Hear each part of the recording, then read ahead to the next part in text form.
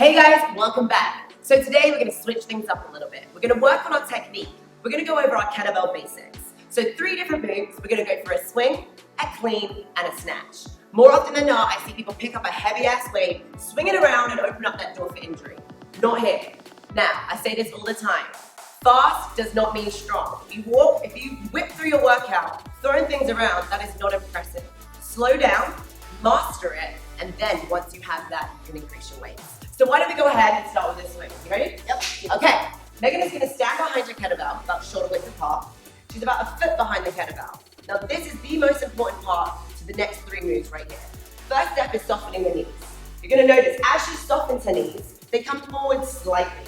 So from here, I'm going to say, Megan, why don't we karate chop our hips and hinge them back behind us? Boom. Like there's a target that you're trying to hit. The most common mistake is a squat where our knees will go forward. This is not what we want. Stand up nice and straight for me. A kettlebell swing is going to attack your posterior chain, your hamstrings, your glutes, and yes, your lower back. However, if your weight is not in the correct place and the weight is too far forward, you will only feel this in your lower back. And this is not what we want because at some point, something is gonna give, right? Our posterior chain is the strongest part of your body. So let's utilize it correctly. So that hip hinge and that tip about karate chopping the hips back is gonna help you get a nice vertical shin. Weight is in the heels, toes are pointing forward, weight is in the heels but still gripping onto the floor with her toes. Perfect setup. Now she's gonna send her arms in front of her, but she can't reach. However, I do not want her to compromise this form that she has on her back, so she's simply just gonna bend her knees until she can touch the kettlebell. Now she's gonna pull the kettlebell towards her, she's gonna lock in her lats and bring her eyes up. Now check it out. Because today we're using a littler, is that a word? I don't know, a smaller kettlebell, maybe someone else's mobility isn't this great.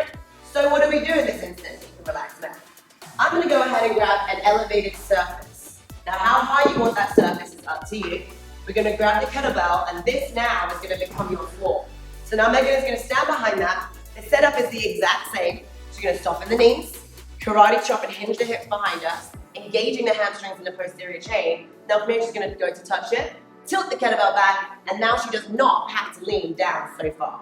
Now from here, eyes are up, we're gonna lock in your lats, which is right behind you, keeping everything nice and tight, rib cage is pressed in, weight still on those heels. Megan is gonna hike that kettlebell between her legs. Then she's going to literally, for lack of better term, hump the air, which I know you all know how to do, so while squeezing her abs and squeezing her quads, generating momentum from behind her that is going through her body, through the bell, and that momentum is just carrying that bell up to eye level. And relax next, thank you. Now, another really common mistake that we see way too often is really tight arms. Imagine this, your arms are literally cables that are holding onto the bell to simply stop it from going through that camera right here. You do not want stiff arms. If we have stiff arms, it's gonna mess with your flow. We're trying to generate momentum. This is a ballistic movement. So ballistic versus strict, if I was to have a dumbbell, I'm gonna strictly use my strength to pull the dumbbell up. Kettlebells are great for ballistic movements where we generate momentum throughout our body that will allow force to go through the bell and it will float. So let's start again. I'm going to remove the base for you. But if that's anyone that has lower back issues or hip mobility, please know that that is always an option. So I'm going to start down here with you, Meg. Now we've broken it down, why don't we go for 10 reps? Okay? So I do this all the time. I always set up and I speak to myself with my cues. And maybe you guys can hear my voice in your head right now. So you ready? Feet are between shoulder width apart, maybe a little bit wider than your hips. Standing behind the bell about a foot to a foot and a half. Step number 1, soften your knees. Step number 2, karate chop and hinge your hips behind you. Spine is staying nice and straight. I can feel my hamstrings engaging. Weight is in my heels. Can't reach the bell, what do? Bend down with my knees, hold on, pull it back, tilt it towards me. Bring my eyes up, engage my core, pull my shoulder blade back, and here we go. Inhale, exhale. Always exhaling on the efforts. Good. Receive, drive. Receive, drive. Nice powerful movement. And if we turn the music off, you'll be able to hear us breathing. That's 10. I'm glad one of us can count because apparently I can't. So, now that you guys have kind of understood the movement, work on adding a little bit more finesse to your movement. First of all, we are trying to generate as much power with every single rep as possible. We talk about maximum output or maximum efficiency. We're going for maximum output right here. Don't forget to keep everything tight and to breathe every single rep. Another tip for you. If you have a high rep count, if you have 50 kettlebell swings to go, and you have a death grip, your forearms are gonna be the first thing to go and they're gonna get shot. So rather than holding on so tight, just hold on tight enough that you don't drop the bell. Sound good? Sound good? Okay, so this was a Russian kettlebell swing. Now we have the setup for this. Let's go over an American kettlebell swing. So the setup is gonna be the exact same. The only difference is Russian goes to eye level, American will go all the way over the top of your head. So, Megan is standing behind her bell. She's gonna soften her knees. She's gonna karate chop them behind her. Good, she can't reach it. She bends her knees, grabs the bell, pulls it towards her, locks in her lats. Now this is the only time you're gonna use the upper body. Once the momentum is almost over by eye level, then we engage and pull our weight right above her head using her lats, which are right underneath her wings right here. Nice. Now, a few key points that are really important. Can you pause at the top for me? Pausing at the top. First of all, bottoms up to the top. This tells us that she has total control of this bell. More often than not, and this is not good, the bell is facing forward and in an extremely vulnerable place. You want the bell right up to the ceiling. Elbows, wrists, shoulders are stacked. Rib cage is tucked in. Another common mistake is that hyperextension, which is the arching of the lower back. We don't want that. She's also squeezing. Nice tight ass, girl. She's squeezing her ass so tight. She's squeezing her quads so tight. And relax me. Now, when we don't engage our quads or our glutes, hyperextension can happen. Leaning back. If you do squeeze, it's almost impossible to get any further forward. You want your shoulder, your hip, and your ankle to be in a straight line. And remember, tuck your ribs in. Are you ready? Ready. Let's go for 10. Setup is the same. Shoulder width apart, soften your knees, karate chop, bend with your knees, tilt in the kettlebell, lock in your lats. 3, 2, 1, let's go. In, 1, 2, power. 3, squeeze at the top. 4, 5, 6, get it, Meg. 7, we've got 3 more, 8, 9, driving through my heels, and 10. Now more importantly, check out how we put it down.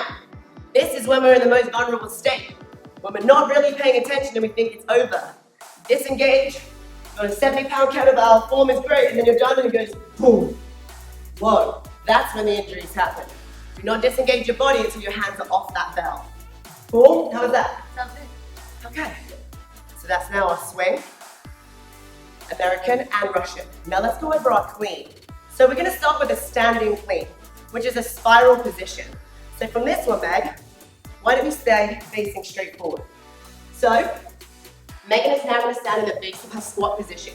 Feet between hip and shoulder width apart. Before we were in a hinging position, now I wanna see her shirt. So butt down, chest up. Come on down all the way to the base of your squat. Kettlebell is right between her big toes. One arm on, one arm off. Now I'm going to show you a little tip. When you guys set up, a nice little tip to help you keep that spiral clean is having your opposite thumb point towards your opposite heel. So my right arm is pointing towards my left heel. So go for that, Meg. Now as she's doing this, this is going to help her start that rotational spiral clean so it doesn't slam the shit out of her forearm. So from here, she's going to keep it really close to her body. She's going to come up, she's going to curl, and drop her elbow. Give me 3 reps. On the same side? Yeah. Nice. Awesome. 3. Okay. Now obviously, this chick can move some bells pretty well. But there's really common mistakes, and I'm going to show them to you. Can I borrow your bell? Absolutely. To show it wrong, we're going to go a little lighter here. Big mistakes is ass is up, head is down, and then pull the bell too far away, and it slams. Or I start pulling too soon, and now it's a bicep curl. In slow motion, you want to come up. When your fist hits your belly button, you're going to rotate and roll, drop your elbow and catch it underneath. So you move around the bell rather than the bell slapping you. Also wrist position. Wrist position. A really common mistake is that we have something called a break in the wrist. If you break your wrist, the bell's got more space to hit into your forearm. If I keep my wrist straight, I'm going to bring that bell away from my arm so there won't be so much pressure on the back of my forearm. Also the position in which the handle is in your hand. If it goes straight across, it's more likely to slam. Get it at an angle, so in between your index and thumb to the corner of your palm. Can we try again? So now I'm going to allow Megan to keep going, and I'm point some key things out. You ready? Butt down, chest up, weight is in the heels. 3, 2, 1, go. Good. She's now catching in the front of her body. And remember, front rack is in the front of your body. Nice vertical forearm, elbow underneath your wrist. Common mistake, can you show what it looks like when you catch it to the side? Not good. You might feel more comfortable. I can breathe easier here. All of us can, but it's not great for our body. Too much pressure on the rotator cuff. Keep it on the front of your body with your lat engaged nice and tight. Thank you, Megan. Now, you guys, I want you to try this. We're gonna go 10 on the right, 10 on the left, and then hit pause if you need to keep going, because you're gonna know the difference. You're gonna feel a good clean and a bad clean. Are you ready? All right. Let's start on the right, sis. So I'm gonna bring that kettlebell in between my big toes, butt down, chest up, right thumb pointing towards my left heel. 3, 2, 1, here we go. 1, 2. Now, if you're doing this at home, I always suggest that you don't touch your kettlebell on the floor. Why? Because when we do, we often disengage and we're not holding it complete tension throughout the body. If we hold on and we don't let it touch, 10, then we're forced to stay engaged, right? Take a second, take a deep breath. We're gonna go on the left side. You ready? Left thumb now, pointing my right heel. 3, 2, 1, go. 1, 2. Also notice this. I'm catching in an active front rack. So I'm not resting it on my body. I'm holding it in front of me. That would be a more advanced movement because there's no rest within the whole range. How more? 8. Nice. And 9. Last one. 10. And relax. Okay, so don't worry. We all started with the bruise on your forearm. Remember the rolling of the wrist, dropping your elbow, keeping it close to your body, and making it as fast as you can.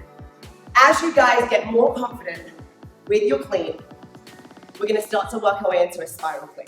So for now, take a deep breath in. Exhale all the way. Check it out.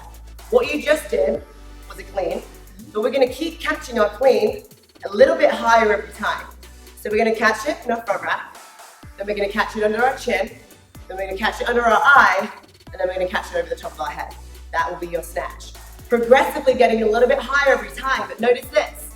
The higher it has to land, the more power you need to generate so that the momentum will carry you higher. Does that make sense? Let's give it a go. So remember, regular, chin, eye, snatch. Good? Here we go. Regular, go. Chin, eye, snatch. Oh shit, look what just happened. We did it. Bring it back down to the floor. Other side. Thumb to your opposite heel. Ready? Regular. Good. Chin. Good. Eye. Good. Snatch. Nice. Now bring it back and relax. So, when we go for our snatch, you're gonna see different types of snatches, depending on where you learn from, depending on where you see it. There isn't a right or a wrong way, just a variation of it. We just did a spiral snatch, which is a great way to learn to really get that understanding down. Another way is a swing snatch.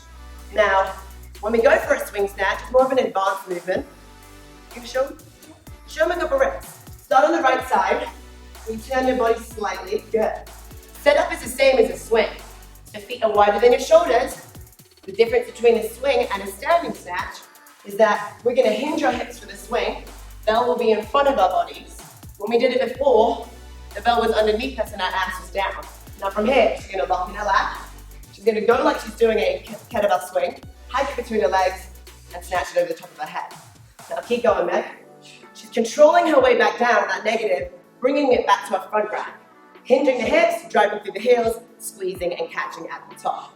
Now, a snatch is one fluid motion from underneath you to above you.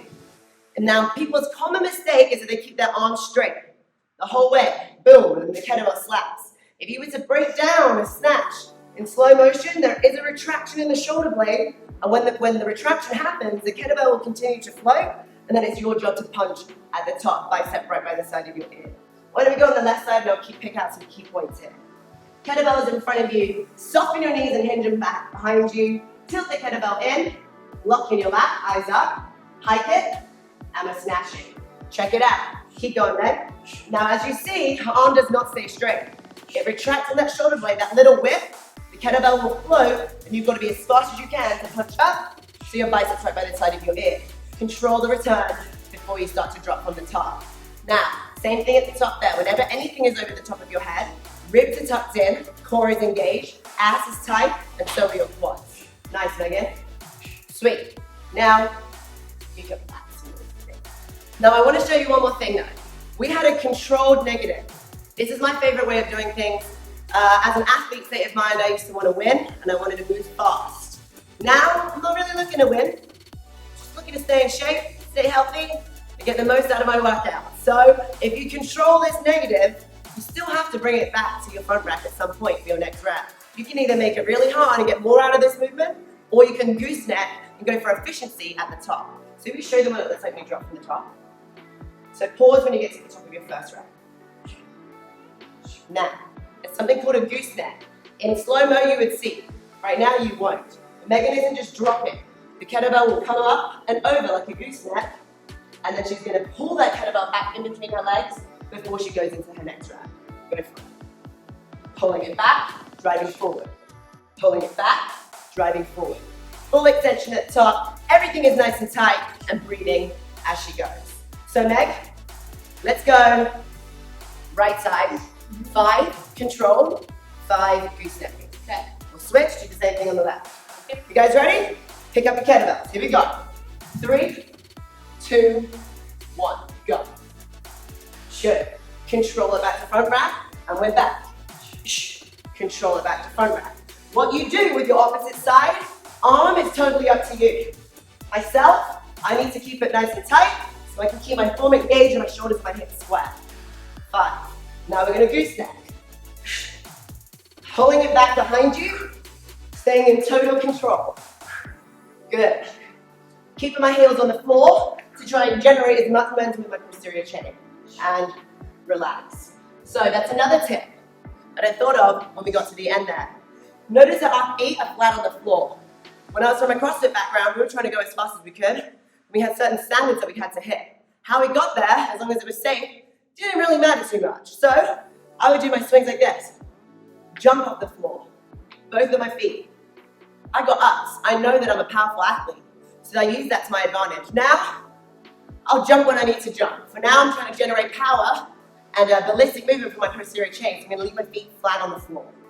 Ready for the left side? Yeah, let's do it. Let's do it. 3, 2, 1. Control, reset. Control, reset. That's 2. Good. We do want our forearm to touch the inside of our leg. It's called connectivity. If you don't, the bell's going to pull you down. You want to stay in control. One more here. Good. Control. And now we're goose-stepping. Hash. Right back. Seems like I'm dropping, but I'm actually pulling the bell in between my legs. Good. One more. And relax. Great work. So, I know it wasn't very long. About 20 minutes, that's it. We went back to our basics. Before you guys pick up heavier weights, master your movements light. If you can move nice and slow and controlled on your strict press, on your swings, on your snatches, that's amazing. Handle the weight before you up yourself. We're trying to avoid any unnecessary injuries. We don't need them here today. Megan, thank you so much. That's very nice. You guys at home, replay this as many times as you want. If you have any questions, hit me up and I'd love to help. Great work today, and we'll see you soon.